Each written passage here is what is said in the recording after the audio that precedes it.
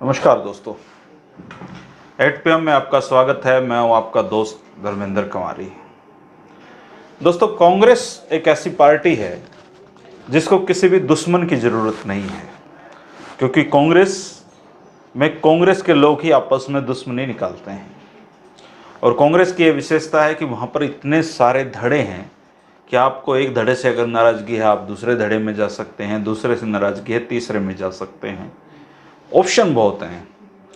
और हरियाणा प्रदेश कांग्रेस की दुविधा ये रही है कि पंडित भगवत दयाल के ज़माने से ही कांग्रेस में धड़ेबंदी हमेशा यहाँ पर रही है। और इसी धड़ेबंदी का नतीजा ये रहा है कि यहाँ से बहुत सारे लोग छोड़कर जाते रहे, अपनी पार्टियाँ भी बनाते रहे, लेकिन कांग्रेस इतनी मुफीद आती है कांग्रेस में काम करने वाले लोगों को कि वो लौट फिर कांग्रेस में आ जाते हैं। ताज़ा मामला इलाहाबाद से जुड़ा हुआ है, क्योंकि भरत सिंह बेनीवाल जो दड़बा कला से कभी विधायक रहते थे, अपने बयानों से अक्सर सुर्खियों में रहते थे और इस बार टिकट पाने में चूक गए। उनको प्रदेश अध्यक्ष कुमारी सैलजा ने कारण बताओ नोटिस जारी किया है और उनको अनुशासनहीनता के आरोप में यह नोटिस दिया गया है। मेरे हाथ में ये नोटिस है, एक बार मैं आपको पढ़कर सुनाऊंगा, फिर आगे हम इस पर बात करेंगे कि असल में चल क्या रहा है प्रदेश कांग्रेस में और ये किस तरह की खींचतानी चल रही है और इसका पार्टी को किस तरह से नुकसान होगा।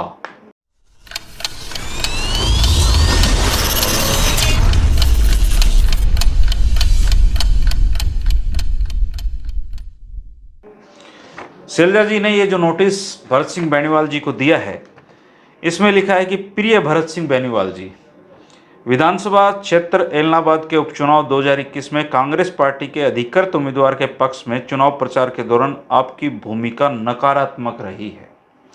मतदान से पूर्व आप एक वीडियो में यह कहते हुए दिखाई भी दे रहे हैं कि कांग्रेस प्रत्याशी तीसरे नंबर पर रहेगा। आपकी गतिविधियों से न केवल आपकी पार्टी विरोधी मानसिकता को उजागर कर दिया है, बल्कि आपका यह बर्ताव पार्टी संविधान की उल्लंघना की श्रेणी में आता है। इस नोटिस के माध्यम से आपसे स्पष्टीकरण मांगा जाता है कि आपके इस पार्टी विरोधी निर्णय के खिलाफ क्यों न आपके विरुद्ध अनुशासनात्मक कार्रवाई की जाए। आप अपना स्पष्टीकरण इस नोटिस के जारी होने की तिथि के 1 सप्ताह के अंदर अंदर प्रदेश कार्यालय को भेजने का कष्ट करें, अन्यथा यह समझा जाएगा कि आपको अपने पक्ष में कुछ नहीं कहना है। ऐसी स्थिति में प्रदेश कांग्रेस कमेटी को अपने स्तर पर निर्णय लेने के लिए बाध्य होना पड़ेगा। धन्यवाद, भोदिया कुमारी सैलजा। बाकायदा उन्होंने इस पर साइन किए हैं। हम आगे बातचीत करें उससे पहले मैं आपको एक ट्वीट दिखाता हूं जो कुमारी सैलजा जी ने किया था। और इस ट्वीट में वो लिखती हैं, ये 21 अक्टूबर का ट्वीट है। इसमें भरत सिंह बेनीवाल लेटे हुए हैं, कान पर एक उनके वो टेप है वो चिपकी हुई है। कान का ऑपरेशन उन्होंने विधानसभा चुनाव के बीच में कराया था और बताते हैं कि बाकायदा इसके लिए विधानसभा में जो कांग्रेस के जो अध्यक्ष हैं उनसे मंजूरी उन्होंने ली थी। और उन्होंने कुमारी सैलजा ने अपने इस ट्वीट में लिखा था कि कांग्रेस नेता और इलाहाबाद के पूर्व विधायक भरत सिंह बेनीवाल जी के कान का ऑपरेशन हुआ है। ईश्वर से प्रार्थना करती हूँ कि वह शीघ्र से शीघ्र होकर स्वस्थ होकर हम सबके बीच लौटें। लेकिन उसके बाद क्या हुआ, उसके बाद उनका एक वीडियो आया, कुछ ऑडियो वायरल हुई जिसमें वो कांग्रेस जो प्रत्याशी हैं पवन सिंह बेनीवाल, उनको तीसरे नंबर पर बताते हैं।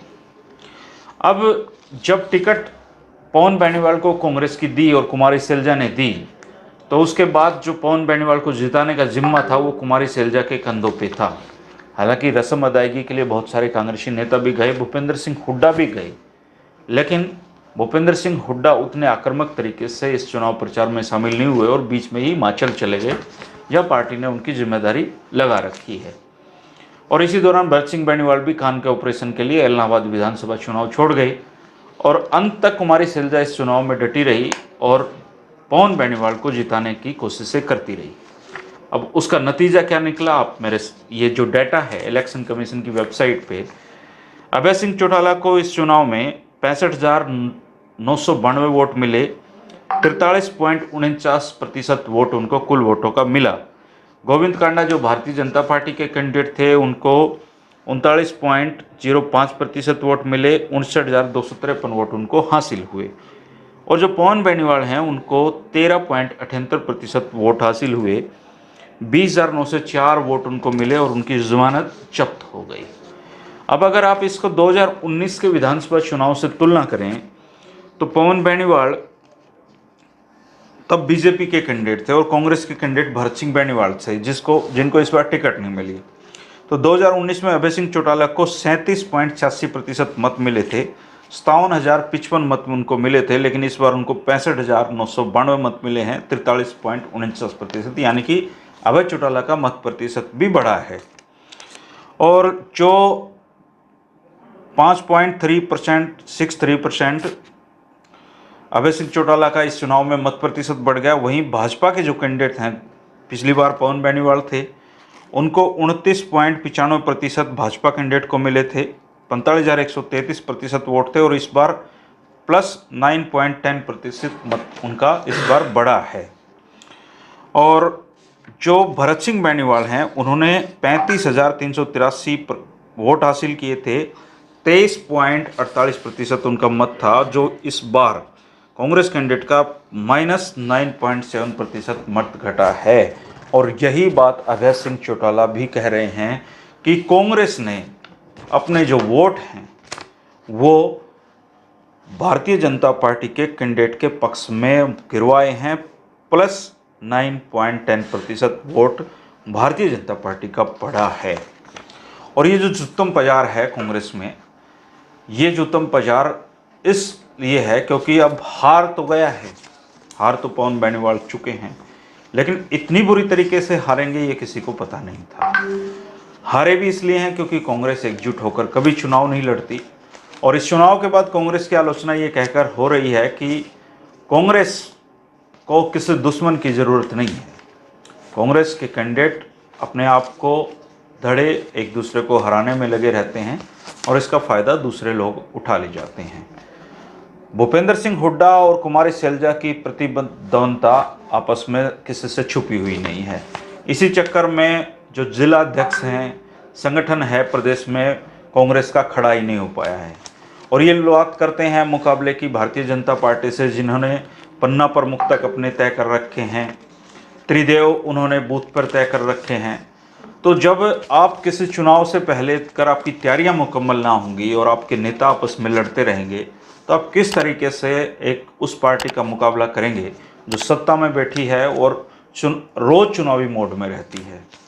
तो ये जो कुमारी शैलजा, जिनको हटाने के लिए भूपेंद्र सिंह हुड्डा ने पिछले दिनों मुहिम छेड़ी थी, लेकिन जो लोगों का रुझान और फीडबैक देकर उन्होंने इस मुहिम में अपने हाथ पीछे खींच लिए थे कि इसका कोई फ़ायदा नहीं होने वाला है।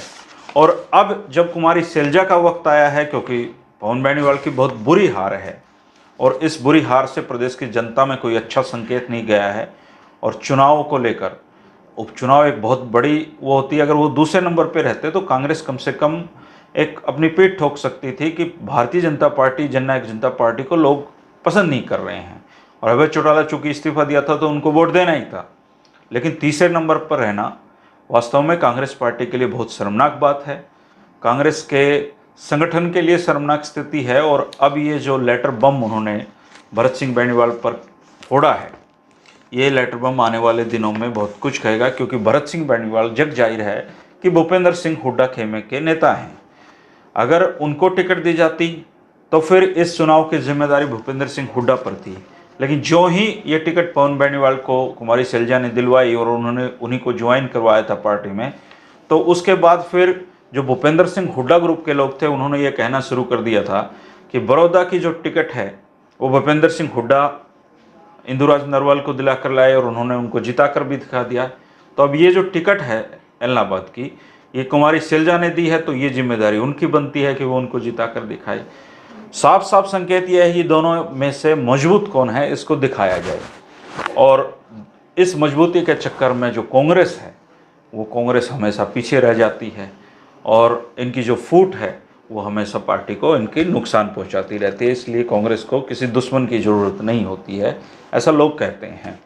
लेकिन अगर ये चलता रहा इनका अगले जो विधानसभा चुनाव तक है, तो आप निश्चित तौर पर जो इनकी उम्मीदें हैं, क्योंकि एंटी इनकम्बेंसी फैक्टर जो होता है वो निश्चित तौर पर भारतीय जनता पार्टी के साथ रहेगा, लेकिन आप उसका मुकाबला तब कर पाएंगे जब पार्टी के रूप में आप बहुत मजबूत हों। आपको एक एक सीट पर अपने कैंडिडेट देखने होंगे, एक एक सीट पर समीकरण बनाने होंगे, जिताऊ कैंडिडेट ढूंढने होंगे। इस तरीके से तो नहीं ढूंढ सकते कि आप उसको हराने जा रहे हैं, उसको जिताने जा रहे हैं। ऐसे तो फिर आपका नुकसान होगा। अब आप इस मामले में क्या सोचते हैं? क्या कुमारी शैलजा ने भरत सिंह बेनीवाल को ये जो लेटर दिया है अनुशासनहीनता का, क्या ये सही कदम है? क्या इस कदम से कांग्रेस पार्टी में जो फूट पड़ी हुई है उस फूट को कम होने में मदद मिलेगी, या ये जो फूट है, ये जो नेताओं की जो अलग अलग कांग्रेस हैं, हुड्डा कांग्रेस, शैलजा कांग्रेस, सुरजेवाला कांग्रेस, किरण चौधरी कांग्रेस, कैप्टन अजय यादव कांग्रेस, क्या ये कांग्रेस का जो बिखराव है क्या कभी कम होने के इसके आसार हैं? आप अपनी प्रतिक्रिया जरूर दें दोस्तों। हम मिलते रहेंगे 8 PM में करंट मुद्दों के साथ। राजनीति की पुरानी बातों में अगर आपकी दिलचस्पी है तो आप जो 3 बजे का शो है राजनीति की बातें वो देखना ना भूलें। चैनल को सब्सक्राइब नहीं किया तो चैनल को सब्सक्राइब कर लें ताकि आपके नोटिफिकेशन टाइम पर मिल जाएं आपको। शुक्रिया, नमस्कार।